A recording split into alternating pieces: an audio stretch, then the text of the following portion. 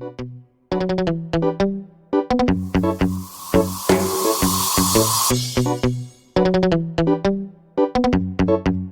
Fresh on the track.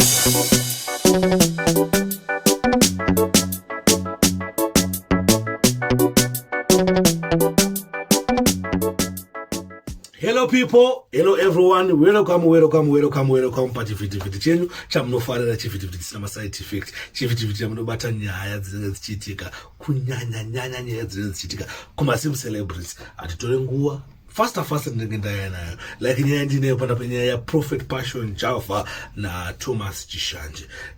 Pane post yanga yapostwa na Thomas Chizhanje niwapostira apo yanga kanzi zvishuwa pasi pano kutandara kudadana hedu bandakafunga kuti maririro aita Prophet asi izvezvi Prophet waita se wapera, zvishuwa pasi pano kutandara, tifane kudadana kupedza nguva. Post ikai yapostwa. We know isusu kuti nemaprofits akawandisa, wanakawanda maprofits, tine mamwe zvishuwa maprofits akupera akawanda, but Prophet Passion Java wabva wapindira muchi panyaya dzacho. Ndofana munokuona post yese in full ya Prophet Passion Java achibvunza Thomas Chizhanje kuti iwewe account yako uchiri kuida here.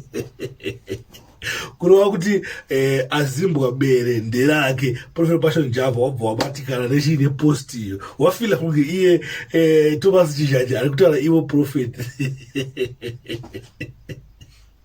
Saka ndo dzimwe dzenyaya dzinenge dzichiitika, but hatazofarira nje kuti bozi Prophet Passion Java zoshuwa wakakopora zvichibaranzi havana kukopora, havana kukopora ipo patrambe. Prophet Passion Java wana maskills ekudeleta Instagram kuti wanoideleta sei, maaccounts wanodeleta avana haipo mapower yayo. But zosoka maona pasasama munokuona Thomas Chizhanje azoti sorry Prophet, sorry munhu waMwari. Bozi anoziva kuti zoshuwa Passion Java wakakopora zvichitsaga haana kukopora. Bozi Passion Java nevamwe vanhu vakakopora vanofunga kuti wakoporeke, like for example anana Elgringo aizviti ndiguru recyber, but akadzi kopo nanhasa asi paInstagram. Saka mdara nyako makazvona vhidhiyo inoyi makonangira kukubatai mdara. Sorry yenyu mdara mwese.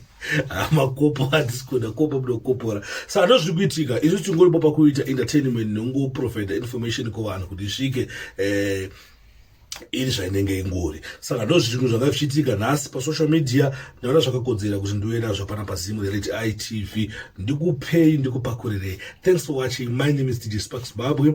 Ndiripo pachivhitivhiti chino chamunofarira, chinova icho chivhitivhiti chisina maside effect, chivhitivhiti chine chihealthy chekuti makachiona munoseka nekufara nekusununguka. Thank you.